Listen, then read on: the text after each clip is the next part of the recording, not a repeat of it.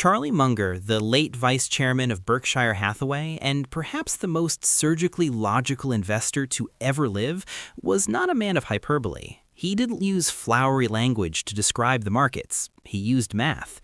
So when he famously told a young investor that the first $100,000 is a bitch, but you gotta do it, he wasn't just being grumpy. He was describing a fundamental law of financial physics that most people, even those with finance degrees, fail to truly internalize. Most people view wealth as a ladder. You climb one rung, then another, and the effort remains consistent. But building wealth is actually more like trying to launch a space shuttle. To get a shuttle off the pad and through the thickest part of the atmosphere, it has to burn nearly 90% of its total fuel in the first few minutes. Once it reaches orbit, it can travel thousands of miles with just a tiny puff of a thruster. The first $100,000 is your atmosphere phase. It is the thickest, heaviest, and most punishing part of the journey. In this video, we aren't just going to talk about saving money, we're going to perform an autopsy on the math of the first 6 figures. We'll explore the psychological valley of despair, the mathematical reality of the second 100K, and why, if you can just survive this one milestone, your financial future becomes an inevitability rather than a hope. The primary reason people quit their investment journey at the $30,000 or $40,000 mark is a cognitive bias called linear thinking. As humans, we evolved in a world of linear cause and effect. If you pick 10 berries, you have 10 berries. If you work twice as hard, you expect twice the result. But wealth is an exponential function. Exponential functions are back-heavy, meaning the results are nearly invisible for the first 80% of the timeline. Imagine you're investing $500 a month into an index fund returning 7%. After 1 year, you've contributed $6,000. Your interest is roughly $230. From a linear perspective, this feels like a disaster. You sacrificed your social life, you drove a car with a check engine light, and you skipped the annual trip to the beach, all for $230? You could have made $230 by working a single double shift at a restaurant. This is where the bitch lives. In the early stages, your labor is doing 98% of the work. Your money is just a lazy passenger. It isn't helping you yet. You are the engine, the fuel, and the pilot. This is the stage where you feel relative deprivation. You look at your friends who earn the same as you but aren't investing. They have the new trucks, the designer watches, and the lifestyle that says success. You have a boring brokerage account with $22,000 in it that fluctuates by $500 every time some Fed chairman speaks. To the untrained eye, your friends are winning. To the mathematical eye, your friends are staying in the gravity well. They're burning their fuel to keep the heater on while they sit on the launch pad. You are burning your fuel to get off the ground. Let's look at the numbers that prove Munger is right. We're going to use a consistent example. You invest $10,000 per year, about $833 per month, at 7% annual return. 1. The first $100,000. Starting from zero, it takes you 7.84 years to hit $100,000. Total you contributed $78,400. Total the market contributed $21,600. Notice the ratio. You did nearly 80% of the work. This is the slog. This is the part that feels like it's never going to happen. 2. The second $100,000. 100K to 200K.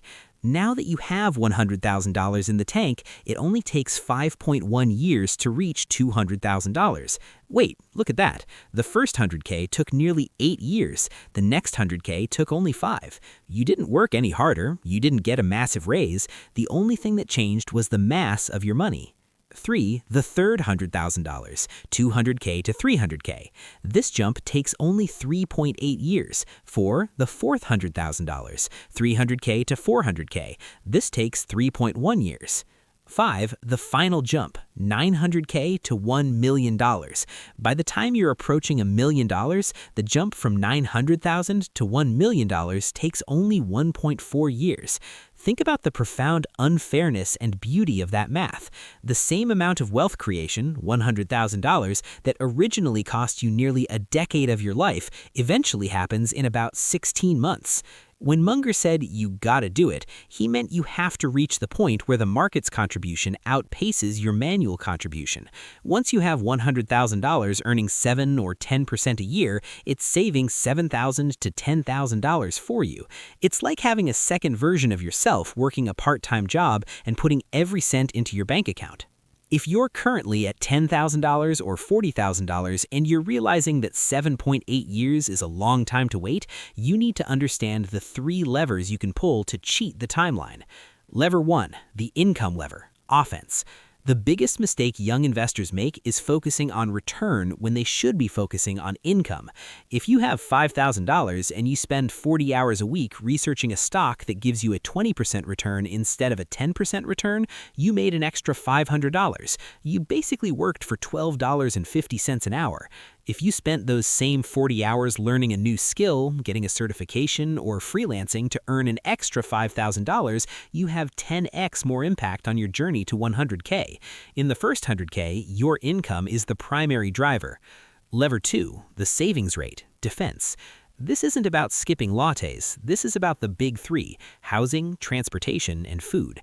If the average person spends 35% of their income on housing and 20% on a car payment, they're trapped. If you can keep those 2 items low by living with a roommate or driving a boring, paid-off Toyota Corolla, you can maintain a 30 or 40% savings rate. The savings rate is a time machine. Someone saving 50% of their income reaches 100K in less than half the time as someone saving 15%, regardless of their salary. Lever 3, asset allocation, the engine. When you have less than $100,000, you are in the accumulation phase. You do not need safety, you need growth. Many people are so afraid of losing their hard-earned money that they put it in safe bonds or high-yield savings accounts. But at 4% interest, that first $100,000 takes much longer to reach. You need the volatility of the stock market. You need to be 90 to 100% in equities. Yes, your account will drop 20% sometimes, but you aren't looking at the balance. You're looking at the share count. You are buying the engine parts for your future flywheel while they're on sale. There's a psychological phenomenon that happens once that 1 followed by 5 zeros appears in your account. Before $100,000, you are a saver. You are someone who is trying to keep their head above water. You feel the sting of every expense. But at $100,000, you become an investor. This is where FU money begins. $100,000 isn't enough to retire, but it is enough to change the power dynamic between you and your employer. It's enough to survive a 2-year layoff. It's enough to walk away from a toxic situation. This psychological security allows you to make better long-term decisions. You stop acting out of desperation and start acting out of strategy. Furthermore, once you hit 100K, the market moves become real money. A 2% gain on a $5,000 account is $100. It doesn't move the needle. A 2% gain on $100,000 is $2,000. That's a mortgage payment. That's a vacation. That's a month of life. When you see your money earn a month of your life in a single afternoon of market movement, the light bulb goes off. You finally understand what the billionaires understand. You realize that you aren't just working for a number, you're building a machine that manufactures time. Charlie Munger's advice wasn't meant to be a discouragement, it was a roadmap. He wanted you to know that if it feels like a bitch, you're doing it right. The early years of wealth building are a desert. There's no shade, the water is scarce, and the destination is over the horizon. Most people turn back at the 4-year mark because they don't see the oasis, but the math doesn't lie. The oasis is there, it's just hidden by the curvature of the exponential graph. If you're at 10K, 40K, or 70K, don't stop. You are currently paying the entry fee for a life of freedom. Once you cross that $100,000 line, the rules of the game change forever. The wind moves from your face to your back. So take Munger's words to heart. Accept the struggle. Embrace the bitch of the first $100,000, because once you've done it, you never have to do it again. Your money will take it from there. My name's David. I spend my time studying the math of freedom so you can spend your time living it. If this breakdown changed the way you look at your portfolio, hit the subscribe button and the like button.